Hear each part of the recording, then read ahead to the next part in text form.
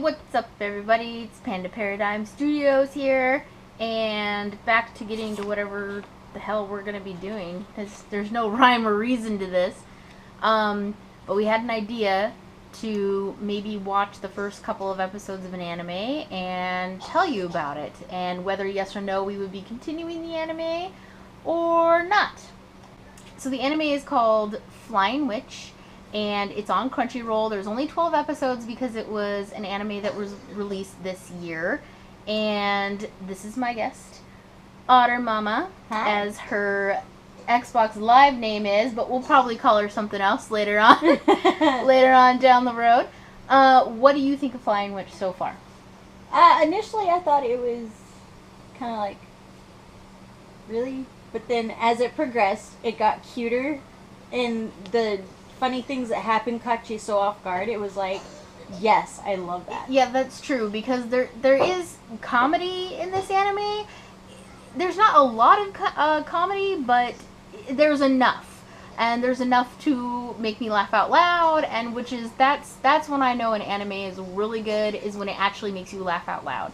Kind of like a slice of life thing, but witchy. Well, yeah, it is. It is. It's kind of like a slice of life, but with witches in it. The first episode portrays itself as slow going, but it's really not. I guess but you have to make it. So our rule of thumb here is 3. We watch the first 3 episodes, and then we'll do our review, and then it depends on if people like it, or if you guys want to suggest something to us, and we can watch the first 3 episodes for you, so then you don't feel like you're wasting your time. I don't know. I wish someone on YouTube would have thought of this a long time ago, because I watch some animes and I'm like, I just wasted my entire life watching this anime, and I absolutely hate it. So, here we go. So basically, like, the premise, I guess, would be she's a witch. She can fly, hence the title, Flying Witch. And what else? And it's just it starts itself with just introducing the characters and who they are, and then you just see the bonds between them as they start to develop episode by episode. Right, and so basically she's 15 and she's considered an adult in the witch world, so she goes to live with her family out in the country, and her dad, in episode 3, when, like, reading it, I guess he's supposed to have, like, a really... Uncle. Oh, no, her uncle. Sorry, her uncle. Sorry, the parental figures here are actually in the anime. They aren't non-existent, so I get a little confused. But they're way laid back, that's why. They are way laid back. It's like they're not there, but they're there, but they aren't there. They're just enough to keep things from escalating out of control. Right, like her little cousin wants to make, like, this big decision with her life, and I'm not going to spoil it, but she wants to make a big decision with her life, and she goes and asks, and they're just like, okay. Okay. Like, Seriously? okay. I was like, well, alright, good for them for being so cool, I guess. But her uncle is supposed to, he's just supposed to be like a backcountry hick. And the way this anime is in Japanese, so you do have to read it, but I would say it's worth reading. Oh, yeah. I'll probably rewatch it in the English one. That's me personally, what I like to do. I like to watch a Japanese anime with the subtitles, and then I'll watch it again in English and kind of see, like, oh, I see what you did there with, like, the characters and stuff. But that's just me. I like to watch things twice. Sorry. So when the uncle starts to speak, make sure you're not judging the editors in their misspelling. Right, they're not misspelling it, because they're coming from the backwoods myself. Yeah. I caught on quick, and oh my god, I laughed 3 times harder because I was like, they're making him sound like a hick. But it's Japanese. But it's Japanese. And it's subtitled. And it's subtitled. And you're not really hearing it, so you read it and you're like, what the fuck did I just read? But it's still, it adds charm to it, because when she's talking to her uncle, her little cousin, the little girl, has to translate for her. She's basically like, oh, there's this, and this, and you can go do this. And she's like, oh, I get it now. But anyways, she, so when you are a witch in the witching world, at 15 you're considered an adult, but the cute, like, little quirk that they give her is that she gets lost. And she gets lost all the time. She has no sense of direction at all. I have no sense of direction, but at least I can look at landmarks and go, oh, okay, I know where I am, because landmarks. But she can't even do that. So that's why she goes to live with her cousins out in the country. Episode 2. That was kind of interesting. So episode 2 was when we realized that the titles of the episode don't really mean anything. Mm-mm. We did meet a fairy. Oh, yes. We did meet a fairy.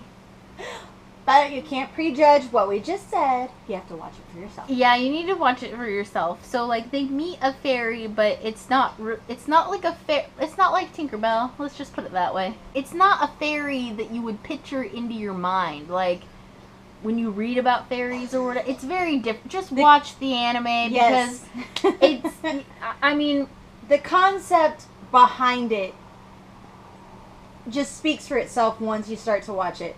Right. By the time we realized what had happened, we were like 6-7 episodes in. We were like, oh, wait, we meant to stop at 3. Right, we meant to stop at 3, but it's just, it got so good and it picked up so good after episode 3 that we were like, okay, we're gonna watch this. But we're on episode 8 now, so we stopped it so we can do the review. So we're not gonna go any further. We took notes for episodes 1 through 3, and we're not gonna talk about any of the other episodes. I do want to state that the first 3 episodes will start to give you that nice, warm, fuzzy feeling. Yes, so it does have, and if you're familiar, like if you're Wiccan, or if you're familiar, or if you're just a really big Harry Potter fan, or just really into like the witch community, you will, or the naturopathic, or naturopathic, homeopathic, stuff like that. You will see and hear things that link to real world. Like I will say in episode 3, when she's asking her uncle if she can build a farm, and that's not really a spoiler, she just wants to build a farm. I really appreciated how they used real world, like, rules. Like when you solder the soil, or when you get the soil ready, you can't plant seeds in it right away. So that was pretty cool. I'm just a geek that way, but I thought it was funny.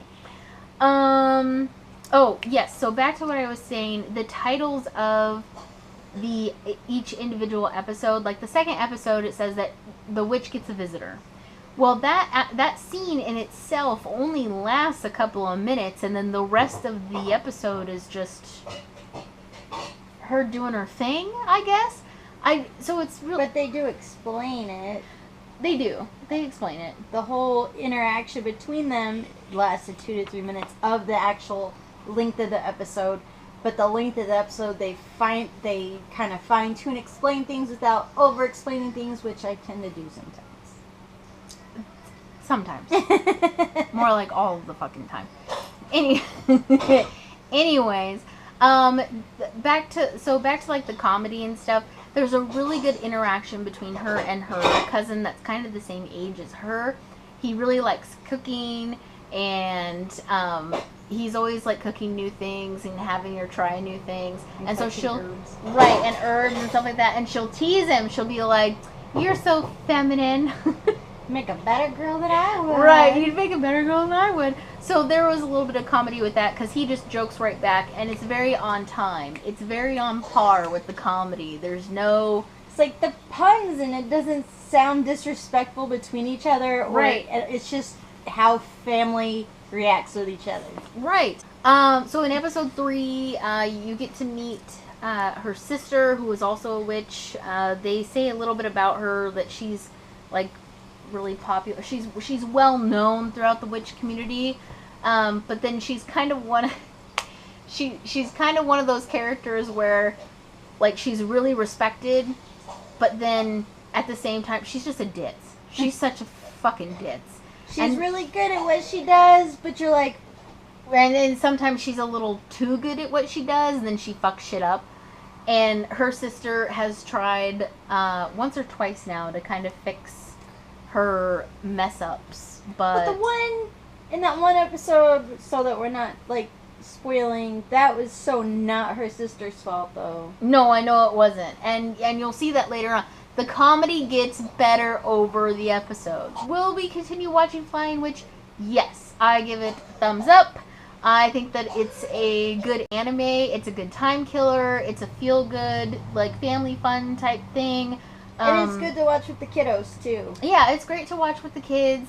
And, I mean, if you're like, anti-Wiccan or anti, anything like that, then just press stop, delete, bye-bye, have a nice life. Right, don't watch it, because then you'll get all upset and stuff. But I will say that the references, just being a fan of Harry Potter and being, kind of a fan. Open-minded. Open-minded. Like, you and I have dabbled a little bit in like, the Wiccan community. We have some friends that are Wiccan.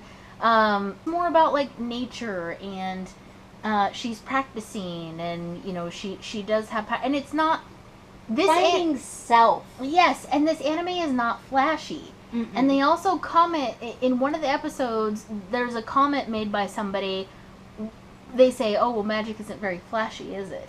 And then the answer to that was, well, the more you do, the more you get better at it, then that's when it becomes flashy. So sometimes when they're doing the magic, you don't really even know that they're really doing the well, they say that they're doing it. Right. But it's no weird, like, there's no spark. There's no... There's no hamana. There's no magic wand. There's no rainbows. There's no fireworks. There's no... Although the opening credits do depict her on a broom flying with a rainbow trail. Well, I mean, the anime is called Flying Witch, and that's what she can do. She can fly. But you said no rainbows, but there is in fact a rainbow, but just in the opening credits. Right, in the intro. I forgot about that. There's a rainbow that comes out of the broom's ass. The haters are gonna hate and be like, there are rainbows. Well, fuck your rainbows. I don't care. It's not about accuracy here. The anime is good. I would say if you have nothing else to watch right now, it's only 12 episodes, and it's a really cute story. Yep. I really like it. 2 thumbs up. Okay, well, I guess that does it for this episode. I'm Panda. She's Otter. We'll see you next time with another anime review. Remember, we'll watch it, so you don't have to. It's just the first 3 episodes. So we'll come back again soon with another 3's anime. Sounds good. Bye!